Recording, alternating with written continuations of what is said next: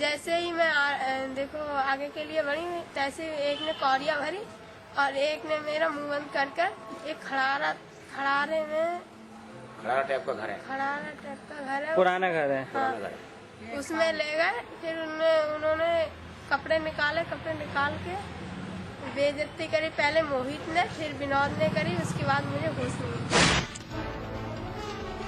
सुन लिया आपने क्या कहा इस मजलूम और मासूम ने।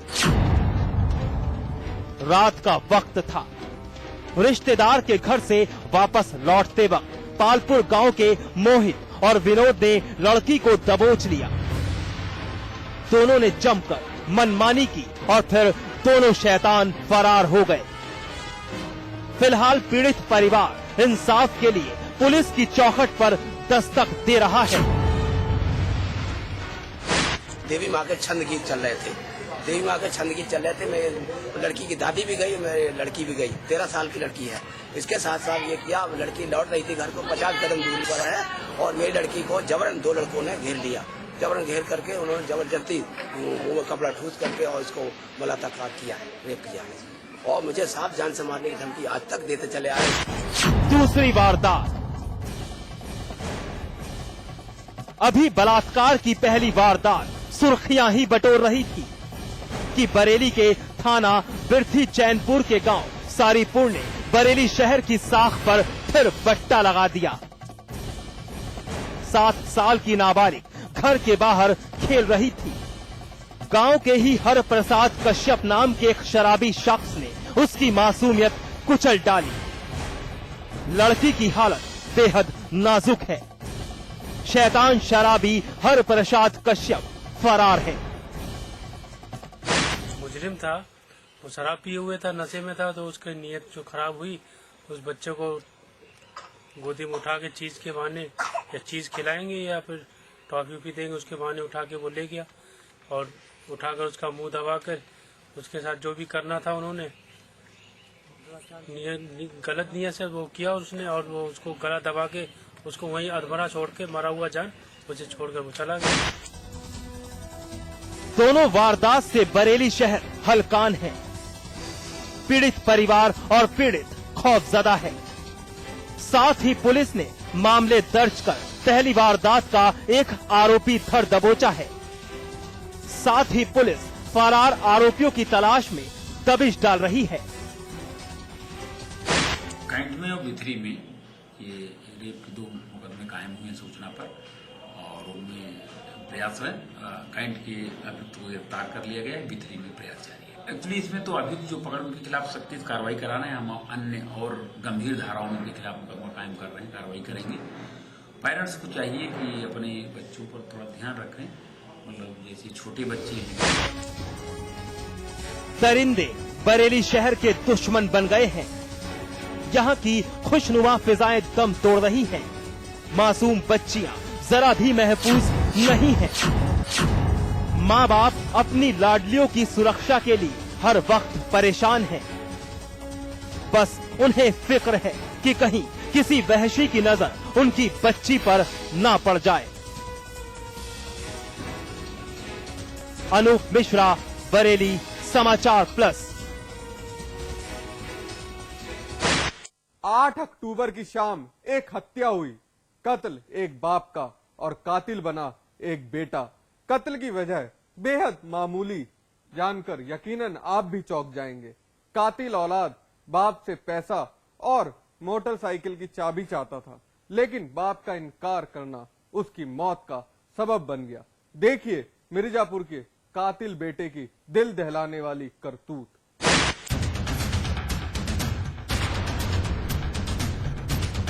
इस शख्स पर नजर डाली। हथकड़ी से हाथ जकड़े हैं।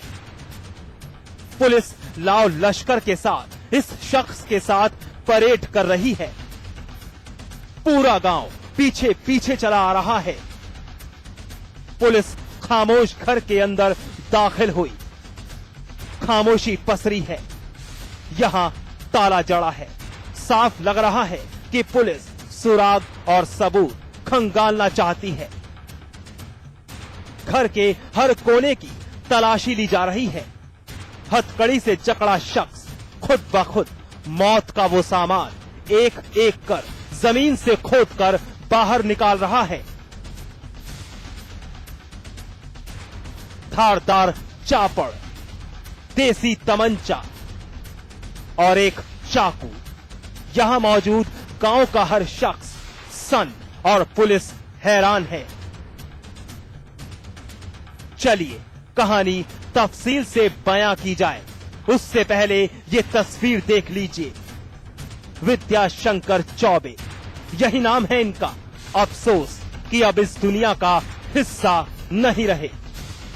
कत्ल कर दिया गया इनका, लेकिन हैरानी की बात, कातिल कोई और नहीं बल्कि पुलिस को आलाए कत्ल बरामद करवा रहा इनका ही बेटा राजेश है।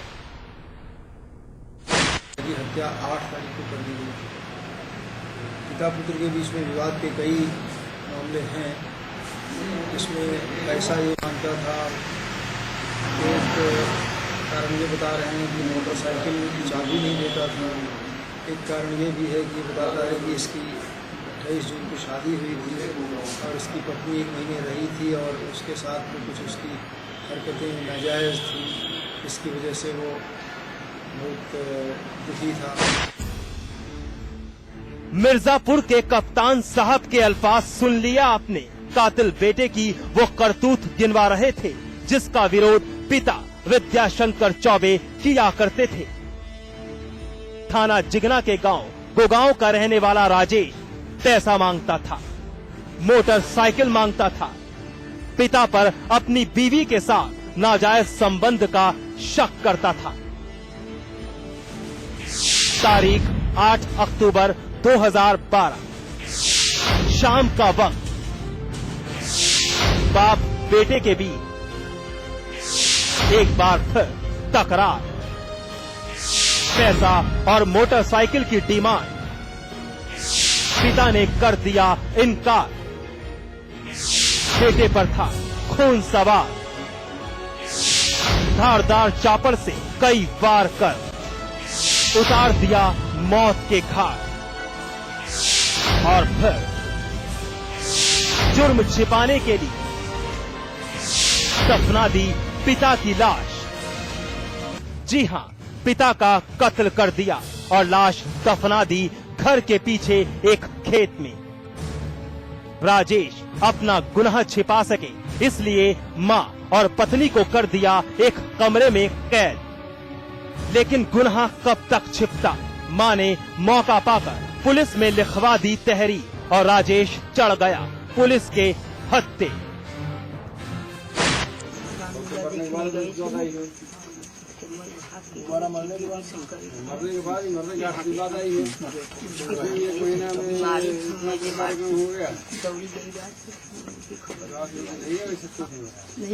अच्छा, पहले भी परेशान करता था कि मतलब पहली बार ये घटना हुई? अभी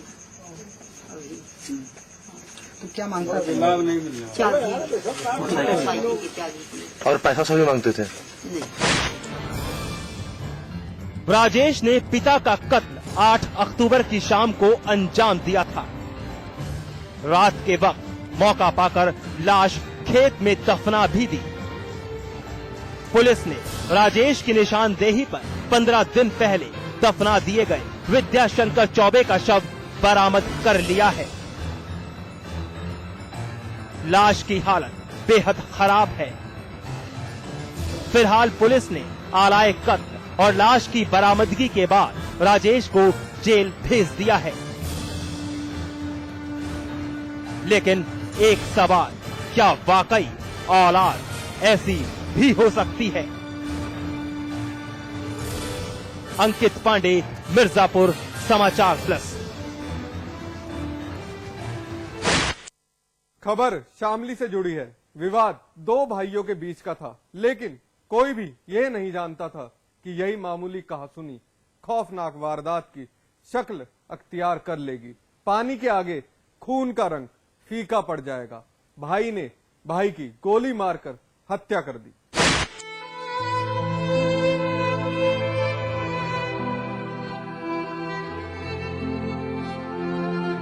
शामली का थाना बाबरी, यहां का गांव सोनता, गांव के इस घर के अंदर खामोशी पसरी है।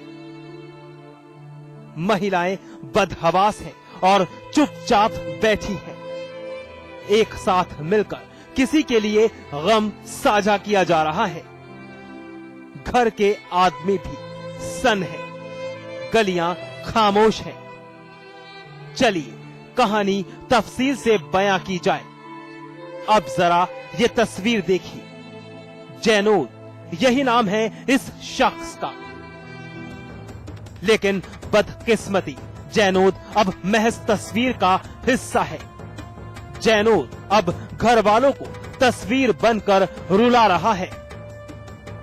हत्या हो गई जैनोद की। वजह कोई खास नहीं, कातिल भी कोई बेगाना नहीं, बल्कि अपना ही है, छोटा भाई शोकेंद्र।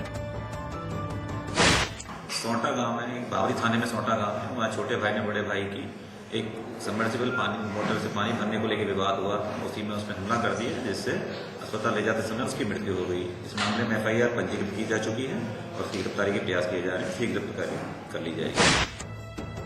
सुन लिया आपने क्या कहा ASP साहब ने। भाई ने भाई का खून महज पानी के लिए बहा दिया। छोटा भाई बड़े भाई का कत्ल कर फरार हो गया। मामूली विवाद ने कत्ल की इबारत लिखवा दी। दरअसल घर के अंदर पानी भरने के लिए एक सबमर्सिबल लगा हुआ है, जिसका इस्तेमाल हर कोई करता था। वारदात के वक्त दोनों भाइयों के बीच पानी भरने पर विवाद हो गया।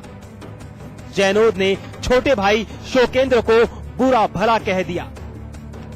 शोकेंद्र गुस्से से तमतमा रहा था। बस फिर क्या, तमंचा निकाला और दाग दी बड़े भाई के जिस्म में गोली। जो जी मामला ऐसा है कि शोकेंद्र है जो, उसने अपने जैनोद भाई के गोली मार दी। गोली क्यों मारी?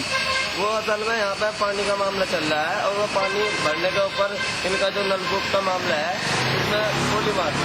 पहले तक जो विवाद चल रहा पानी भरने के ऊपर। शोकेंद्र वारदात को अंजाम देकर फरार हो गया।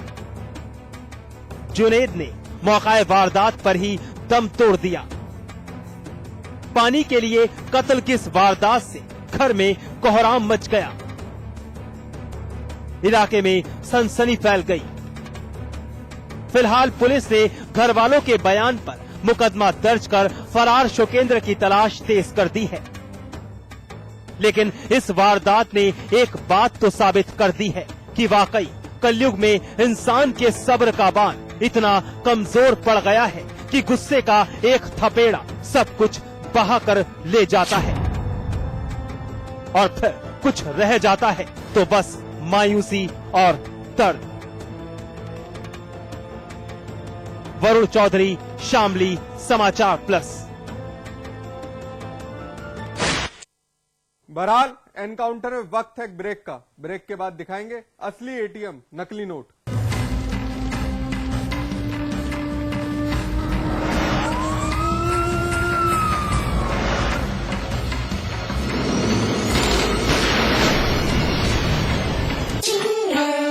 आज ली क्या? इधर डैड ली बिजनेस ट्रिप के लिए निकले इटली। उधर उंगली और जूनी का कंबाइंड स्टडी का प्लान बना सीक्रेटली और भाइयों को भगा दिया फिल्म देखने क्लेवरली। थैंक यू भैया।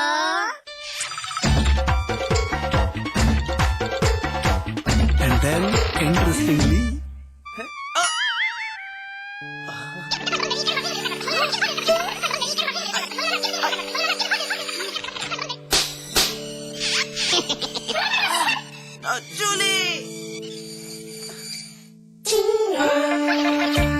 Refreshing mini games. आज ली क्या?